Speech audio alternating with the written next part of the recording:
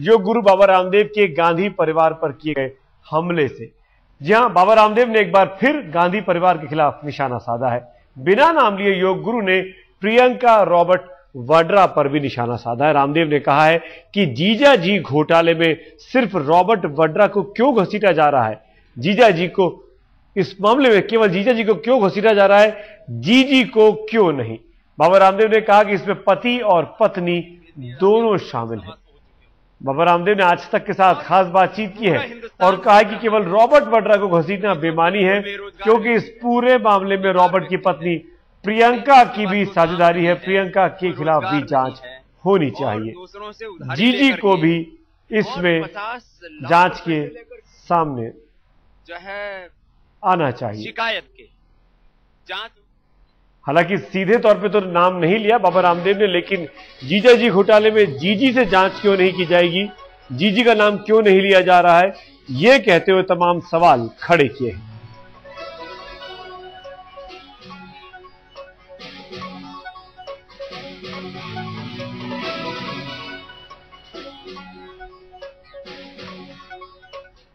योग गुरु बाबा रामदेव ने आज तक के साथ खास बातचीत की और ये बातचीत की है मेरे सहयोगी अशोक सिंघल ने। भ्रष्टाचार के हो रहे एक के बाद एक खुलासों पर बात करने के लिए हमारे साथ मौजूद हैं योग गुरु बाबा रामदेव जी। बाबा जी, अरविंद केजरीवाल एक के बाद एक खुलासे कर रहे हैं रॉबर्ट वड्रा के मामले को लेकर के, तो आपको लगता है कि इसमें कोई जांच हो पाएगी? क्योंकि वो खुद कह रहे हैं कि जांच नहीं करेगी, सरकार ने भी कहा कि जांच करने की जरूरत नहीं है, प्राइवेट मामला है। तो आपको क्या लगता है इस पूरे मामले में, आप इस मुद्दे को किस ढंग से उठाएंगे? भाई, हमारे ट्रस्टों के खिलाफ और हमारे खिलाफ श्रद्धेय आचार्य बालकृष्ण जी, जिन्होंने करोड़ों लोगों की सेवा की, बिना किसी जो है शिकायत के जांच हो जाती है सीबीआई तक की, और 100 से ज्यादा हमको नोटिस भेज दिए जाते हैं। अब तो करीब 125 हो चुके होंगे, और पूरा हिंदुस्तान देख रहा है कि जो बिल्कुल बेरोजगार व्यक्ति है, बेकार व्यक्ति है, यानी जिसके पास कोई काम नहीं है, कोई रोजगार नहीं है, और दूसरों से उधारी लेकर के और 50 लाख रुपए से लेकर के, और ये तो जो बताया गया है कि 300-500 करोड़, ये तो उठ के मुंह में जीरा है साहब। इन्होंने पूरा फरीदाबाद, गुड़गांव, हरियाणा, पूरी दिल्ली की जो प्राइम लोकेशंस की जगह, अब बच्चे बच्चे की जुबान पर आप ये सुन लेंगे कि ये जमीन किसकी है जी, ये तो वाड्रा जी की है, लेकिन ये फ्लैट किसके हैं जी, ये पूरा लैंड किसकी है जी, सब के बारे में आपको मिलेगा कि ये जो है रॉबर्ट वाड्रा जी की।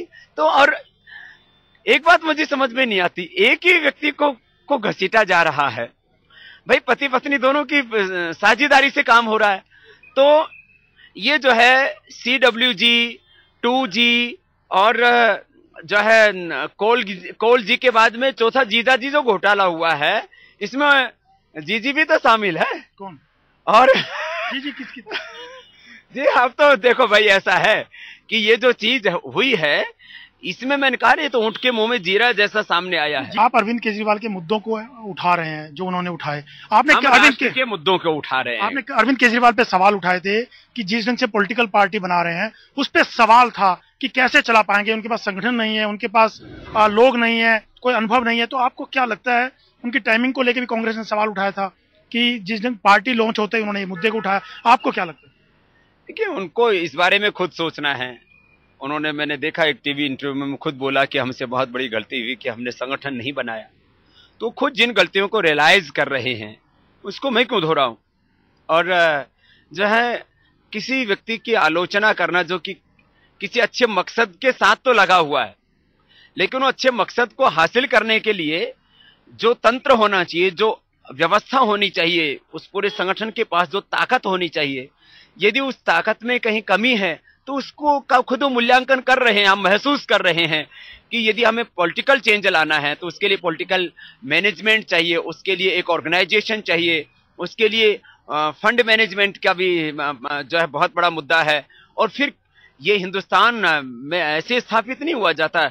माना कि कुछ राजनीति में बहुत बुरे लोग भी हैं, लेकिन वो 25-25, 50-50 साल जो है खाक छानते हैं गली गलियों की, और उनके बाल पक जाते हैं, तब जाकर के वो परिपक्व हो पाते हैं।